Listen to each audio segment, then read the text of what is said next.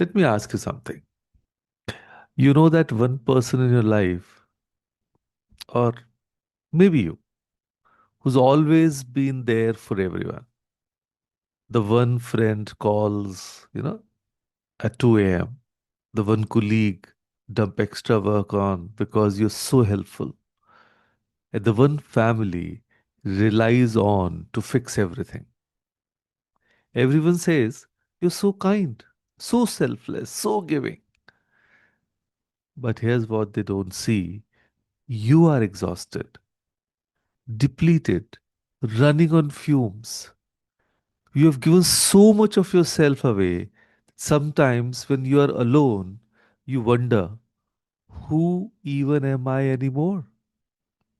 And if this resonates, you're not alone. And you're definitely not selfish for feeling this way. So, today we are talking about something crucial yet rarely discussed: uplifting others, but without losing yourself. So, let me start with a beautiful truth. You can light 1,000 candles without dimming your own flame. Understand? Let me say it again. You can light 1,000 candles without dimming your own flame. That is, you can help others without depleting yourself. You can be generous without being empty. You can lift people up without collapsing under their weight. But, and this is important, only if you understand the difference between lighting candles and setting yourself on fire. In Indian culture, especially, we are raised on noble ideas. Seva karo, paropkar karo, दूसरों की मदद करो, right? Serve others, help others, put others first. And these are beautiful values, truly. But somewhere along the way, we twisted them. We started believing that being kind means saying yes to everything, that being good means sacrificing ourselves completely, that having boundaries makes us selfish. So, what happens? The eldest daughter becomes the family therapist, mediator, and second parent at the cost of her own dreams. The helpful colleague becomes everyone's backup, working late, fixing others' mistakes, never saying no. And the caring friend becomes the emotional dumping ground, listening to everyone's problems but never sharing their own. And slowly, quietly, we disappear.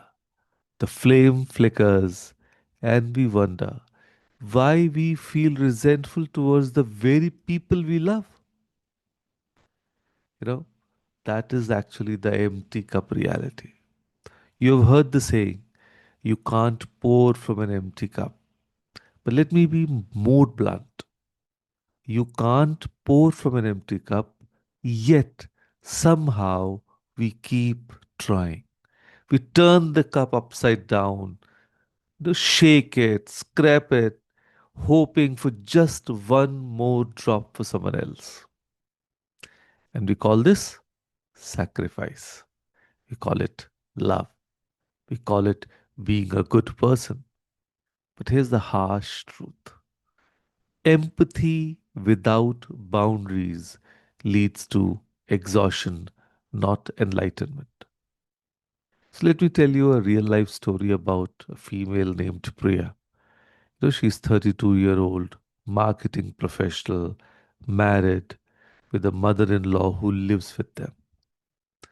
Now, her days, she wakes up at 6 a.m., makes breakfast for everyone, drop kid at school, work a full day, come home, manage household, help kids with homework, listen to her husband's work stress, console her sister-in-law's marital problems over phone, check on her aging parents, and finally collapses at midnight. And everyone in her life says, Priya is so strong, so capable, she can handle anything. But Priya, she's crying in the shower because that's the only place no one needs her. And one day she had a breakdown. And you know what her family said? But you never told us you were struggling. You always seemed fine. And that's the problem. We become so good at carrying everyone else's burdens that we forget to put them down. And by the time we realize we are drowning, everyone's standing on our shoulders wondering why we are sinking. And if I talk about teenagers, it applies to them too, and maybe even more. You are the friend who always gives relationship advice but never shares your own struggles. You are the one who covers for your friends with parents, shares homework answers, listens to everyone vent after breakups. And you think I'm a good friend. That's what friends do. But then you notice when you need someone, they are busy. When you are going through something, suddenly they don't have time. And you have trained people to take from you without giving back. And here's the kicker, that's not friendship, that's just you being useful. So, is the crucial distinction between we need to understand basically helping someone, that is, giving them tools to climb out of the hole, or caring someone. But caring, not caring, carrying someone. The jumping into the hole with them and letting them sit on your shoulders. Now, the helping is like I can listen for 30 minutes, then I need to care of my own work. But caring, canceling your plans, sacrificing your sleep, solving their problems while yours pile up. See the difference? True kindness empowers others, it doesn't enable dependence. And is something powerful. Uplifting others is only sustainable when you stay standard. Think of it like the safety instructions on a flight. Put on your own oxygen mask first before helping others. Why? Because if you pass out, you can't help anymore or anyone. A burnt out helper is no help at all. So, what does staying centered looks like? For parents, you can love your children deeply and take time for yourself. Your kids don't need a martyr, they need a happy, healthy parent who models self care. And for professionals, you can be a team player and protect your time. Helping colleagues doesn't mean becoming their safety net. And for friends, you can be supportive and unavailable sometimes. I love you, but I don't have the bandwidth right now, is a complete sentence. Let me repeat. I love you, but I don't have the bandwidth right now. And for adult children, you can care for aging parents and maintain your own life. Duty doesn't mean self destruction. And now let's talk about the B word that makes us uncomfortable. Yes, boundaries. In Indian culture, boundary almost feels like a dirty word. It sounds selfish, cold, un Indian. But boundaries aren't walls, they are bridges. They are what allow relationships to be sustainable. And here's the uncomfortable question, who in your life consistently drains you? Not occasionally. We all have hard days. I mean the person who leaves you feeling exhausted, frustrated, or depleted every single time.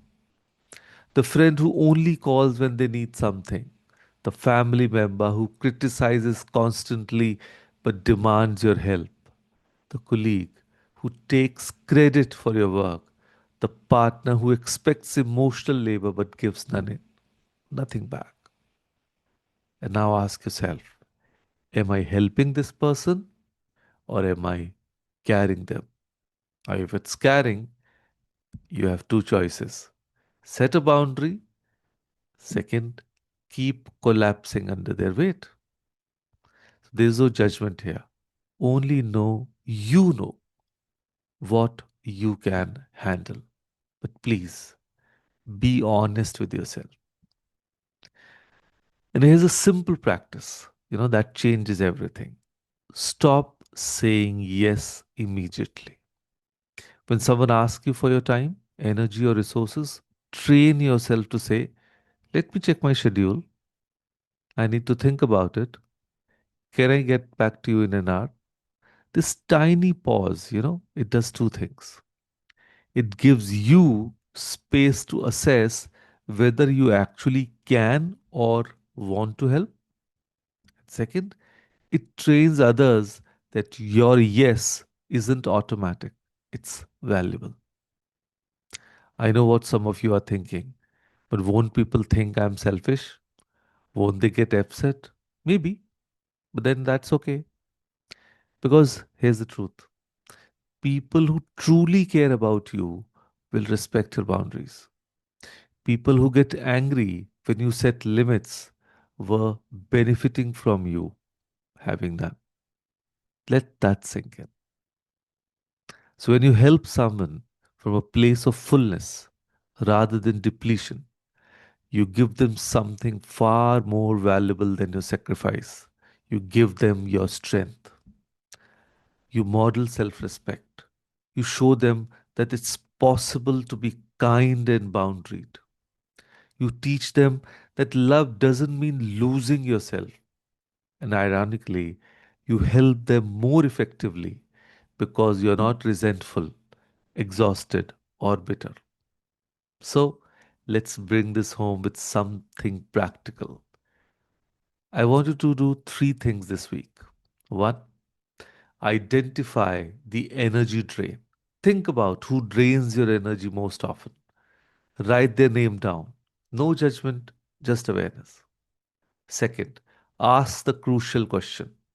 Am I helping this person grow or am I carrying their responsibilities? Be ruthlessly honest. Are you empowering them or enabling them?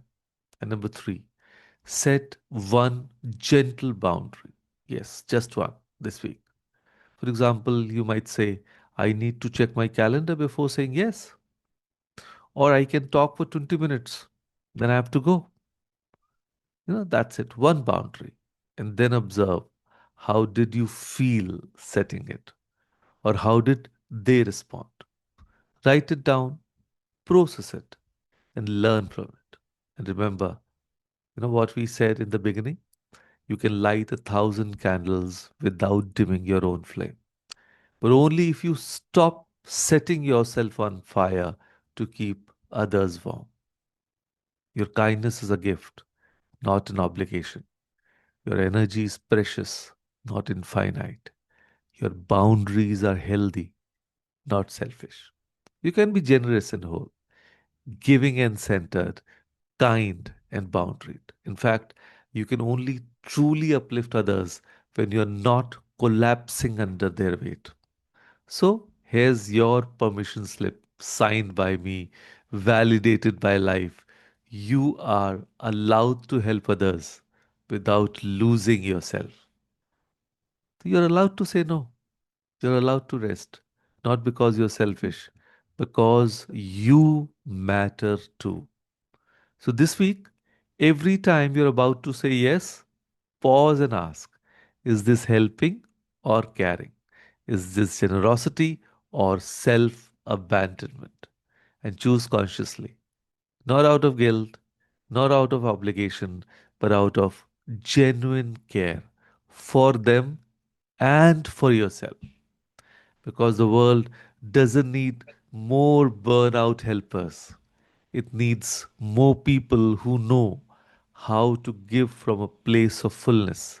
So be that person. So you can actually go protect your flame so you can keep lighting others. So, with that thought, thank you. Thank you, everyone, for joining Thank us you, today. Kapil. Thank Thank you, you. everyone. Thank you.